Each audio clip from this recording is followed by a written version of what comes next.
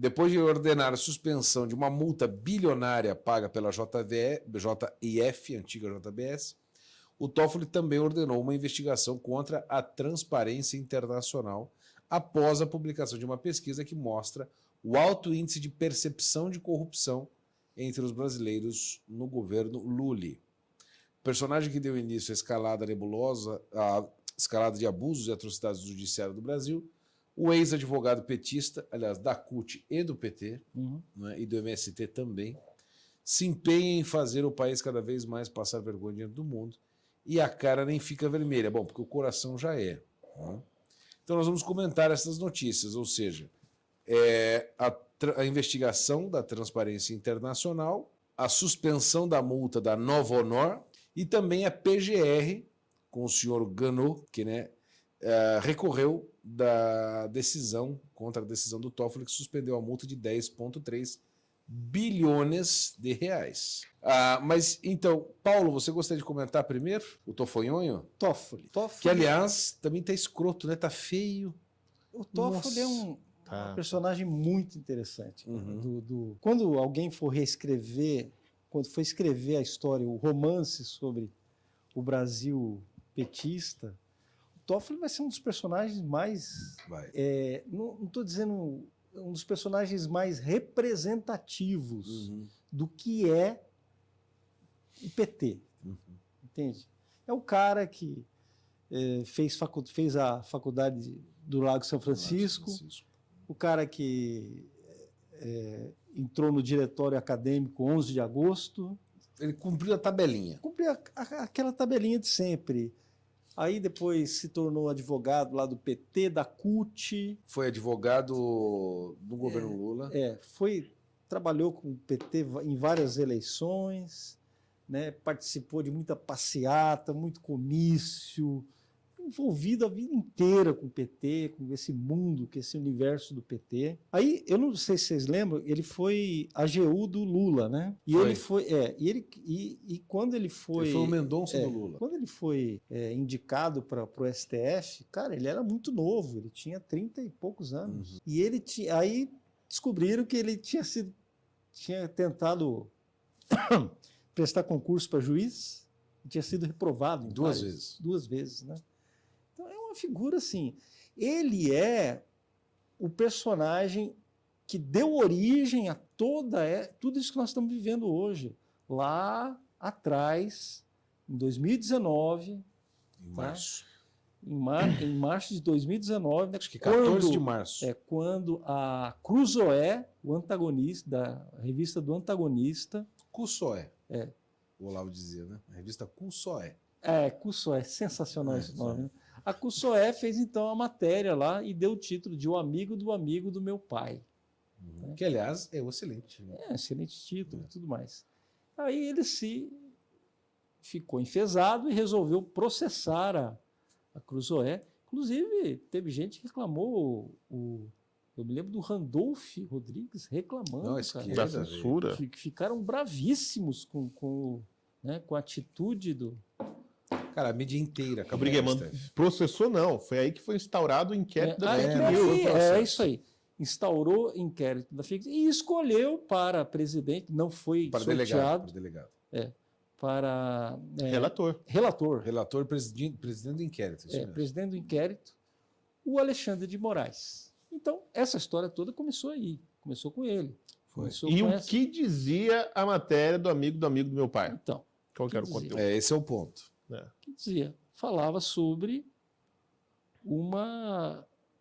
a Odebrecht, né? A delação do Marcelo Odebrecht. A delação do Marcelo Odebrecht. Do pai, né? Não. Do Marcelo. O Marcelo, se referindo ao pai dele, o Norberto Odebrecht, né?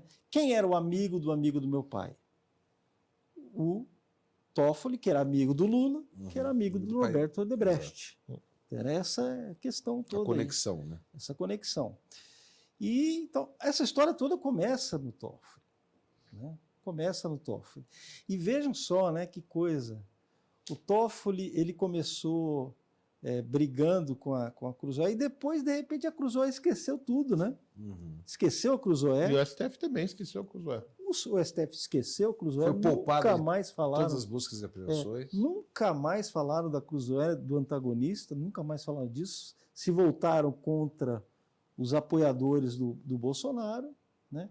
A Cruzoé depois passou a ser perseguidora, de perseguida passou a ser perseguidora. Começou a alimentar o inquérito. O Beck disse, iniciou com a Cruzoé e destruiu o Terça Livre. Destruiu o Terça Livre, fez tudo isso, né? E é muito interessante, né, que agora ele está querendo investigar a transparência internacional. O que é transparência internacional? A transparência internacional é uma entidade esquerdista, né? Esquerdista, e eles estão se voltando da mesma maneira que eles se voltaram com a Cruzoé lá no começo, agora é contra a transparência internacional.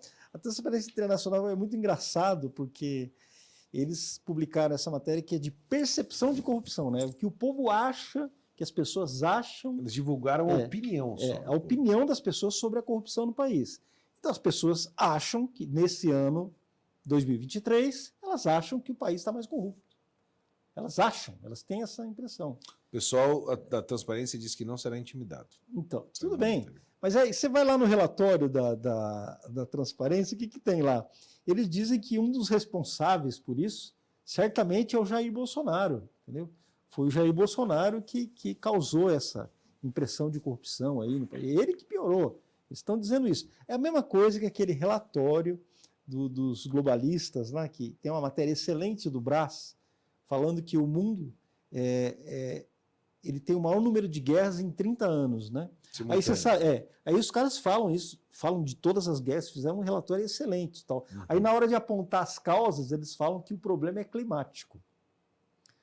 O mundo está em guerra agora. Contra quem? Contra os raios solares? Exatamente, que os problemas, as mudanças climáticas, elas influenciam esse estar aí, são uma das causas principais das guerras. É verdade, porque eles falam isso. Eu consigo imaginar o Putin sentado lá em Moscou. Está muito calor. Verão, porra. Está muito calor. Calor do caralho. Vamos invadir essa Ucrânia. Vamos invadir a Ucrânia. Vai ter uma praia boa. Isso, vamos pegar ali o mar. Fazer. E o Hamas, então? Os caras morrendo naquele calor do caralho da Palestina. A praia tá pequena aqui, vamos dar uma aumentada. Que pariu, a gente precisa de aumentar essa praia. Já sei, vamos matar inocentes numa rave. Vamos para uma rave e dar uma barbarizada, que tá muito quente. Tá muito quente. Preciso refrescar. Exato, precisa aqui. Esfriar a cabeça. Exato. Então, e aí você... Porra, bicho. Aí você tira um cara da cadeia, estava lá condenado por corrupção e lavagem de dinheiro, bota na cadeira presidencial, tá? E aí o povo vai... A culpa é do Bolsonaro. A culpa foi do Bolsonaro, entendeu? Sim, é um negócio que não tem nem comentário. Agora, é óbvio, que todo esse negócio da polarização e tal, é óbvio, isso existia antes da eleição do Bolsonaro, tinha aquela briga com o PT, etc, né? A gente não queria... Com o PT e todos os partidos corruptos, aquele negócio do sistema. Mas o que acontecia? A tensão com o STF era muito pequena, né? Porque o STF ainda tinha os ministros que condenavam os caras da Lava Jato e tal. O Gilmar, o Barroso. O Gilmar era odiado, né, numa época. O Barroso depois também, o Gilmar o Zavascki. O Barroso. E essa galera... Então tinha ali, assim, a gente achava, né, falava um pouco mal do STF, mas não era uma coisa, assim, muito preocupante. Quem começou a colocar pressão dentro do sistema foi o próprio STF, com o inquérito das fake news, né, que partiu para cima de um grupo político descaradamente, né, que eram os bolsonaristas, vamos dizer assim.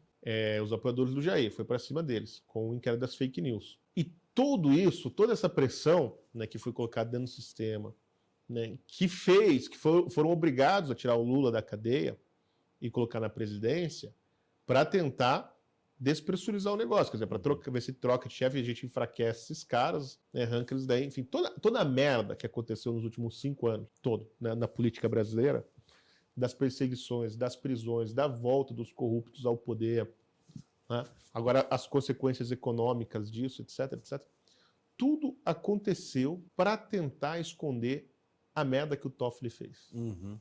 Lá, que é aquilo que o Marcelo Odebrecht relata na delação premiada dele. Né, que quando ele era AGU, ele recebeu propina. É isso que ele fala. E aí, como não pode falar desse assunto, o Toffoli vai lá e caça, né, censura a revista e depois né, começa a perseguir os apoiadores do Bolsonaro que estão usando isso aí para bater Eles tiraram no absolutamente PT, o foco. Exatamente, tiraram o foco. É o arenque vermelho E agora que essa história voltou com o relatório da Transparência Internacional, não só com isso, o relatório que saiu exatamente na mesma semana em que o Toffoli cancelou mais uma das multas, porque o ano passado ele tinha cancelado de 2,8 bilhões da JBS. E agora, eu sempre fico confuso, eu falo JBS ou JBL, eu confundo as duas coisas. Cara, JIF. Ou de caixa de som. E JIF. aí, e agora da Odebrecht. Com o agravante que a esposa dele advoga no escritório que tem Mas agora pode, né, Silvio? Tá tudo certo. como cliente no agora STF. Pode, tá tudo certo. Hã? Já autorizaram, pode. não autorizaram? Agora pode. Então, é essas coisas que estão lá no relatório que faz as pessoas acharem que a corrupção aumentou no Brasil. Então, agora, assim, eles estão atrás dos representantes da Transparência Internacional no Brasil, de novo, para encobertar as cagadas do Toffoli. Cara, que merda que deve ter sido, porque vamos combinar, né? Então, assim, e o engraçado é assim, que ele não é um personagem central nessa história toda. Nesses últimos 5 anos aí de Brasil. É sempre o Alexandre de Moraes. É o Alexandre de Moraes, que é o cara. O Toffoli é o cara que tá ali. Assim, ele começou o negócio e sumiu. Né? Mesmo quando ele estava na presidência do STF, ele teve uma presidência bastante discreta. Né? Era até assim meio brother do Bolsonaro. Sim. O Bolsonaro ia sempre lá na casa dele assistir jogo do Palmeiras, comer pizza, lembra? Lembro, tem foto dos dois juntos. Fez até uma presidência bem discreta. Só mostrar aqui, Silvio. Esse é ele no começo, quando assumiu, na corte, acho que 2009, 10, não me lembro. E ele agora. Ideias têm consequências, né? Exatamente, somatizou a merda toda. Uhum. Né? Então, mas ele fez isso. Então, assim, mas ele não é o personagem principal dessa história. No ele não debate, aparece né? como protagonista. Ele é um cara que fica ali, assim. Sabe o que ele me lembra, Brigues? Você estava falando assim, que vamos contar a história dele, né? Vamos narrar. Ele me lembra o Polônio do Hamlet. Putz, cara, muito bem. Lembra do Polônio? Polônio é aquele Muito cara bem que se esconde atrás da cortina e o Hamlet vai lá e mata, né, atrás da cortina. E quando ele mata, ele grita, um rato! Hã? Que ele se esconde atrás do cortina porque ele tenta armar um negócio contra o Hamlet e fica ali na cabeça da rainha. Fala, ele vai vir aqui, aí você força ele a falar umas besteiras aí e tal. Eu vou ficar aqui atrás da cortina ouvindo. Mas ele passa a peça inteira meio que... Ele é um alcoviteiro, né? Ele fica assim, o tempo inteiro, né? Fazendo... Ele me lembra o Polônio, porque ele é um cara assim que ele não está diretamente envolvido no negócio, mas ele está em todas as cenas, até ele morrer, né? Ele é uma espécie de agente assim da ação que não aparece, né? E é um sujeito desprezível, né? O Polônio, né? Ele é o rato mesmo. É um rato. Ele é um rato mesmo. Não é um homem, é um rato. Agora, curioso, esse sistema todo foi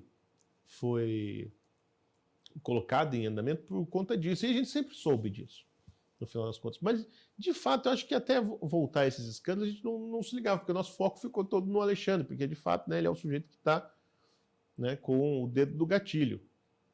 Né? Mas tudo isso que está acontecendo no Brasil, com relação aos direitos políticos, ao inferno que o PT está criando, né, tudo, foi posto em movimento por esse senhor aí. Não é só por ele, para esconder o rabo dele, porque assim, ele não faria nada disso sem ter todo o STF como cúmplice. Claro. Né? Porque assim, todo mundo tem um negocinho, né? E assim, não quero dizer nada, mas suspeitam e dizem que lava-se dinheiro na Universidade do Gilmar, né? Esse é o que dizem. Então, mas é o que dizem, né, Bernardo? Agora, eu não posso afirmar nada, não né? sei, porque sim, mas assim, tem os escritórios dos parentes que tem negócio no STF. Então, assim, a percepção geral do brasileiro é que todo mundo do STF tem um negocinho. Todo mundo ali tem o seu business e a impressão que dá assim, né? Não estou falando que eu falando que é a percepção que a gente tem, é que é assim, ó, você faz o seu negócio aí, eu faço o meu aqui, ninguém se todo mundo limpa de todo mundo. E até tudo certo. Olha lá, lembra dessa? Que ele apareceu com a cara toda machucada, falou que era uma cirurgia estética. Eu acho que o Toffoli é o cara que só tomou no cu no STF. Ele pode até ter ganhado uma grana. Mas é a custo, né? Que custo? Mas eu acho que ele é o cara que só tomou... Que é mais ou menos o papel que o André Mendonça está desempenhando agora. Só que eu não acho que o André Mendonça é corrupto, né? Eu acho que só ele é meio banana mesmo. Meio tongo. Meio chongo, Mas não estou dizendo que não seja, né? É o que eu acho. Mas eu acho que ele é o cara que só se fudeu, cara. É só ver essa comparação das imagens aí que você colocou. Não, cara, mas isso é muito sério para mim. Olha só, isso aqui o cara em 2010, ou seja, há 14 anos atrás. Não estamos falando de 30, 50 anos. E o cara tá assim, bicho. E ele não tem 60 anos ainda, o Toffoli, será que tem? Não. Não, e quando ele entrou ele tinha uns 35. Deixa eu ver Ele era aqui. muito novo. O Toffoli tá com 56. 56, Que cara. isso, cara? Que isso? Tá acabado. E tá com uma carinha de... Tem mais Cana, 19 né? anos. Assim, né? Tá. Ele tem mais de 19 anos? 19 anos, ué. Sim. Não vai, né? Não sei. Não vai, cara. Nesse ritmo aí... Nossa, tá com 56? Ele tem 19 anos pela frente. Mas aquela história, aquele dia das marcas lá... Ele falou que era uma cirurgia estética para tirar manchas. Meu Deus. Tomou uma camaçada de pau do Zé Dirceu, alguma coisa do jeito. Vai me dizer que isso aqui é cirurgia estética? Bom, eu nunca vi cirurgia estética, vai ficar feio, né, Não, cara? isso foi uma paulada. Cirurgia Exato. estética é pra ficar bonito, não é pra ficar Exato. feio. Aí pra você ficar assim, Ele ficou careca, né, cara? ele era cabelo pra cabeludo, todo entojado, todo bonitinho lá. Cara de USP, né? Cara de largo lá. Ó. Ele tinha um jeito meio Randolph, não tinha? Assim? Uau, exato. Parece Meio um- Príncipe Valente, assim, essa coisa. Né? Olha lá, aquela golinha. E agora tá aí, ó, todo largado. Ele saiu sendo a almofadinha da sala para vocalista do Metallica. Tá do parecendo. Motorhead. É uma coisa meio velhão do rock, né? Marrabás. Então, mas o outro ponto que eu queria levantar, Bernardo, é o seguinte, que a gente já comentou isso aqui algumas vezes, e eu gosto sempre de lembrar daquela frase do Emílio, né, o filósofo brasileiro, O grande Surita. Emílio Surita, né, diz que censura não tem ombro. Né? Esse negócio de pôr só a cabecinha, não tem ombro. né? Não tem ombro, ela vai entrar inteira a piroca. Né? Então, a piroca não tem ombro, censura não tem ombro. E o que acontece? A tirania também é assim. Não existe assim, uma tirania, se instaura uma tirania só contra algumas pessoas. Né, numa sociedade. Não, aqui tem um tirano, mas ele só é tirano contra... Por um lado. Um determinado povo. Né? Assim, não tem isso. Isso simplesmente não existe. A tirania, ela se alimenta, ela sobrevive de criar inimigos. Inimigos do povo, inimigos da democracia, inimigos do Estado, inimigos do rei, seja quem for, que ela se julgue representar. Tá? Ela vive disso. E a gente tem insistido aqui, acho que vocês, todos vocês, todos nós, falando assim, esse negócio não vai parar em bolsonarismo. É só o que a gente fala desde o Se início do vocês inquérito. acham que vai parar em bolsonarismo, vocês estão muito equivocados. Né? Já deram alguns sinais com aquela história de processar órgãos de imprensa por entrevistas, pelo conteúdo que diz os seus entrevistados. Né? Que isso aí é o fim do jornalismo. Né? Por exemplo, como foi o impeachment do Collor? O que desencadeou o impeachment do Collor? Bem, o Collor foi lá e comeu a cunhada. Né? Foi basicamente isso. Mas depois de comer a cunhada, que era uma coisa feita em âmbito privado, o que aconteceu? O chifronésio, né, o cornudo, o irmão do Collor, foi para a Veja e deu uma entrevista. Foi na Veja? Foi na Veja. E deu uma entrevista cagástica. Né? Jogou merda no ventilador, falou absurdos. Ele tinha prova de alguma coisa? Bom, aí isso aí vê depois. E aí tornou o clima político do país insustentável, com as coisas que o irmão do presidente falou, sem apresentar prova. Enfim, daí depois vai atrás das provas. E isso foi a entrevista na Veja que levou ao impeachment do Collor. E várias outras coisas do Brasil, operações importantes, investigações importantes, começaram com entrevistas, onde o entrevistado, obviamente, não deu nenhuma prova. Então, assim, isso é o fim do jornalismo. Né? Porque se essa lei valesse naquela época, o que a Veja ia fazer? Ia assumir com a entrevista. Ia falar assim, isso não pode publicar. Né? Porque você não tem prova. Então, não ia ser uma entrevista que não ia dar nada. Né? Então, assim, os furos de reportagem, etc., isso nunca ia existir. Então, só vai existir aquilo que a Daniela Lima faz. Ler o WhatsApp dos ministros do Supremo que ficam ali conversando com ela enquanto ela está no ar. É isso. Isso que vai virar o jornalismo, mais nada. Bom, O segundo sinal é esse agora da anistia, da transparência internacional. Né? Que, bom, o que esses caras têm de bolsonarista? Nada. Zero.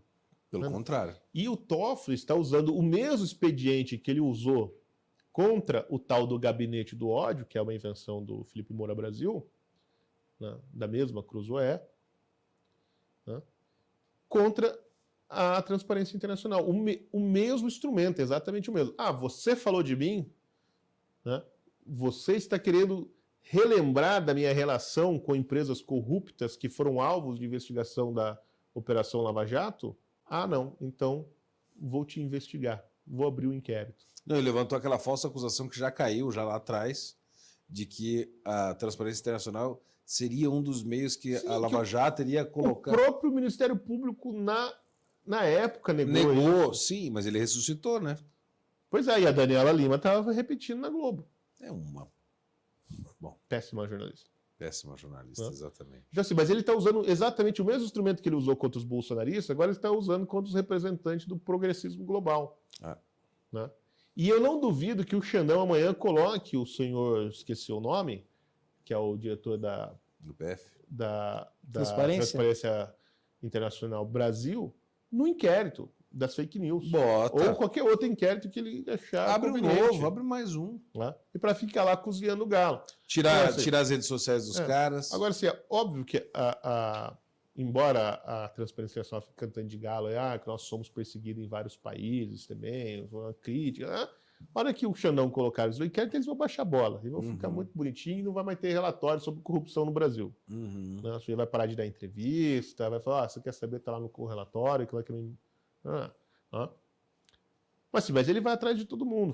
Foi atrás da imprensa, agora está indo atrás de uma ONG globalista e eles vão atrás dos próximos. Esse agora não vai parar. E a hora que acabar todos os bolsonaristas, eles vão inventar outros inimigos para combater. Que pode ser da esquerda, pode ser da direita, tu faz. Porque a verdade é a tirania não tem cor ideológica. Sim, pode nós ser vimos fascista, agora em Salvador. pode ser comunista, pode ser nazista, pode ser islâmica, pode ser qualquer coisa, cara. Quem vive sobre a tirania se fode igual, independente da sua cor. E mesmo que você seja assim, da cor do partido no poder, é só uma questão de tempo. O Briguet conhece essa história muito melhor do que eu. Né? Aliás, o Briguet tem que dar um curso disso. Né? Uma revolução mata todo mundo. Né? Assim, a revolução come os seus filhos. Né? Quem mais matou o comunismo no mundo foi o Stalin, imagino eu. Talvez o Mao Tse Tung, mas acho que o Stalin matou mais. Porque os chineses, coitadinhos, não eram comunistas, né? Só uns camponeses pobres. Pois é. Né? Então, assim, eles vão atrás. Então, assim, mesmo que você esteja ali, tô do lado do Xandão, ele não vai fazer nada comigo, eu vou puxar saco dele. Meu filho.